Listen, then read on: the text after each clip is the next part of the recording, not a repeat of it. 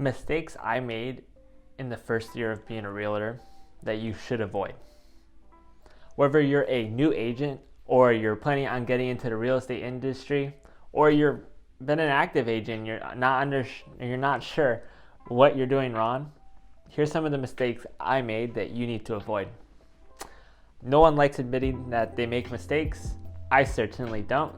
It doesn't look good for me or for future clients possibly watching this, but if you are from the future and you're a possible client researching me, or you're an agent right now, it is better to be honest and transparent and to know that I have made mistakes and I have learned from them, and that is what everyone should be okay with.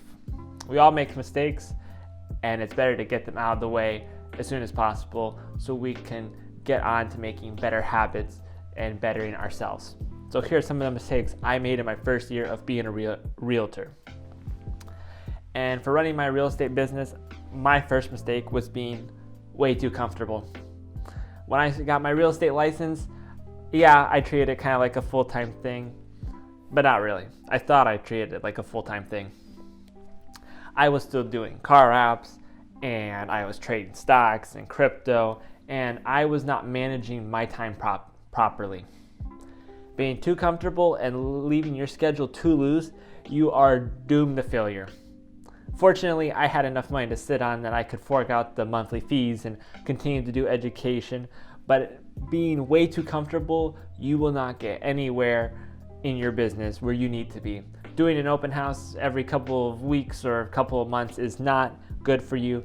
Not picking up the phone is not good for you. And just overall being too comfortable in this space when you need to be proactive and growing your sphere is not good, and it has done no good for my business in my first year of being a realtor.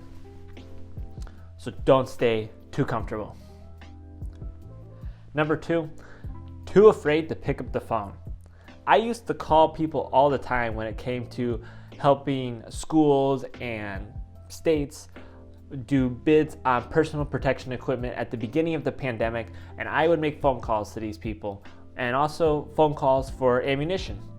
So I don't understand why I had such a big deal picking up the phone and cold calling people in my first year of business as a real estate agent.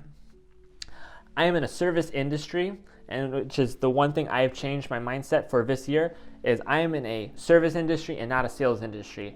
I am calling people to see if they need my services. I'm not calling them to sell them on anything, to pressure them to sell their house or to buy a new house, upsize, downsize, to get an investment property, none of that. I am in a service-based industry, and I am calling people to see if I can be of service to them, if I can help them. And it wasn't until I made this transition that I was okay with making cold calls, because before then I thought I was horrible at it and I was salesy, and that is not the objective you should have when calling people. You are calling them to see, can I be of service of you? Can I keep up with you? Can I provide you with a market update every week, every month? Can I just be of service to you, whether that's providing information on how to sell your house, on the steps of buying your house, and things of that nature. And it wasn't until I changed my mindset with how I viewed cold calling and how I viewed calling and helping people that I started becoming more comfortable with starting to make calls and being completely okay with it and being relaxed with it and not feeling like I'm calling to make a sales, because real estate is not typically, I'm going to sell my house today. Normally it's in a span of 6 months, 12 months, etc. You never know, but it's all about building relationships. And it wasn't until I started focusing more on relationships versus the transactions, and I started learning this by watching Ricky Carruth, and it's really changed my mindset. So being okay with making cold calls because you are calling them to see if you can help them. If they don't want your help, that's fine. But you are calling until you find someone who does want your help, and building that relationship.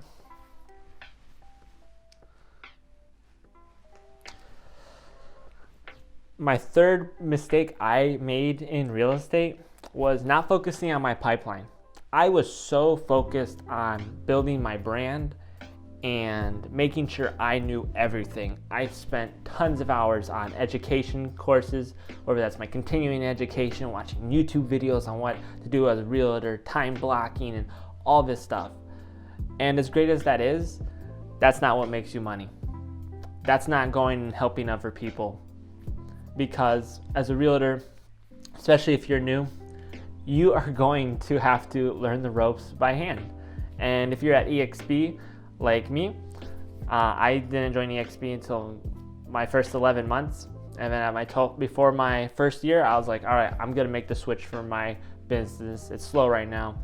I'm going to make the switch. And right now I have a mentor who's helping me through my first 3 transactions, even though I've already done some previously at my other brokerage. And that is so comforting because I can know that I am doing my clients a favor by I am working with someone who's going to walk me through all the steps of the way. And because I'm still newer to the business, that I am more motivated than anyone to make sure you have the best possible buying and selling experience. That I am the most outgoing person, I am hardworking, and that I will do anything to make sure your house sells for top dollar, that it's the smoothest transaction I can possibly provide for you. And not focusing on my pipeline and building relationships really hurt my business. I held my first ever open house after being in the business for 6 to 7 months, which was ridiculous because I was just scared to. I wanted to shadow other agents, and you just need to get your hands dirty. Go shadow an open house with another agent. Just do it once, get a general idea, and then start to do. You will learn. Continue to watch YouTube, continue to watch educational videos when it comes to real estate, but you need to get your hands dirty, your feet wet, and start trying. Because I promise you, you will definitely learn as you try. Be in touch with your mentor, your coach, leader, whoever it is, and just start working. So build your pipeline, build those relationships, build your sphere. And as someone who's 21 years old as a real estate agent, my sphere is not very big. So I need to go build it, whether that's social media presence or open houses, cold calling, door knocking, do something. But do not sit idle. Just at least start to try something. Being too comfortable, not working on your relationships will kill your business.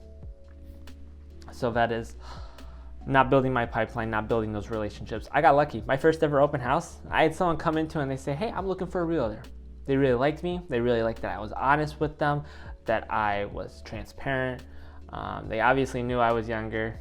I have a big baby face. And they were okay with that because they liked my honesty and they saw that I was hardworking. And if you can display that type of confidence, that thirst to know everything to better serve your clients, people won't care if you're new. They won't care if you're young. Most people won't. Most people are accepting of it. My clients, when I closed my first ever deal, I wasn't even 21 yet. And it wasn't until at closing that they saw my driver's license and they saw that it was an under 21 driver's license here in Texas. And they're like, oh, you're not even 21 yet? We're your first client? That's awesome.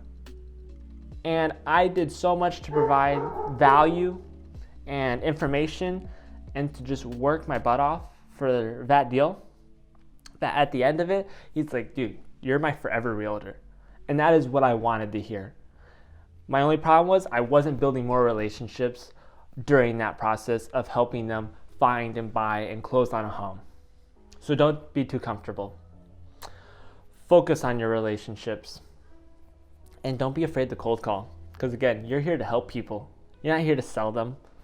You're here to help them, to service them, help them with buying their house, help them with selling their house, help them understand how to be a real estate investor, how to start in investing.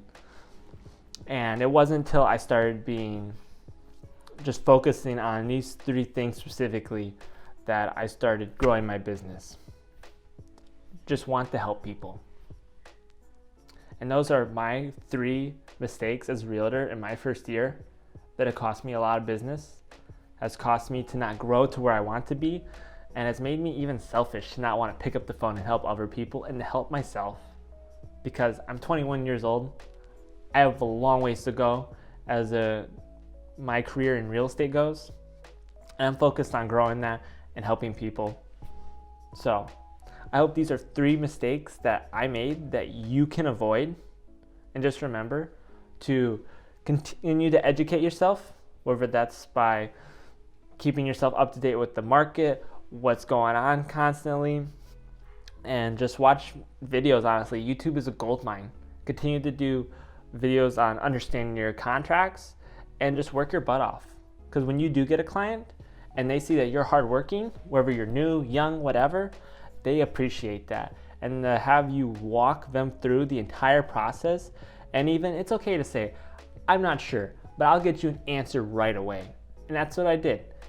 And my clients never once thought of dropping me because they saw I was hardworking and I was thirsty to understand and know everything about that house, or about the different loan types and what's the difference between new construction and a resale house, because they didn't know. You and I are the ones in real estate. We're the ones that we're supposed to know. So keep yourself educated, continue to build relationships. Don't focus on the transactions part. All right, your client's budget will go up and down. You're just focused on helping them move or to sell. For getting them top dollar for selling their house, for making the moving transaction the smoothest it can possibly be, because you keep them educated. So don't get comfortable. Don't be afraid to make phone calls and to put yourself out there. And number 3, just build relationships. So I hope you avoid these 3 mistakes. My name is Isaac Rose. I'm your Houston realtor. And if you have any questions, whether you're a new agent thinking about joining a brokerage or have any other questions or things you need to avoid, feel free to reach out to me. I'm typically available all hours of the day. With that being said, I hope you enjoy the rest of your day, and I hope you can avoid these 3 big major mistakes that I made in my first year of real estate so you can crush it.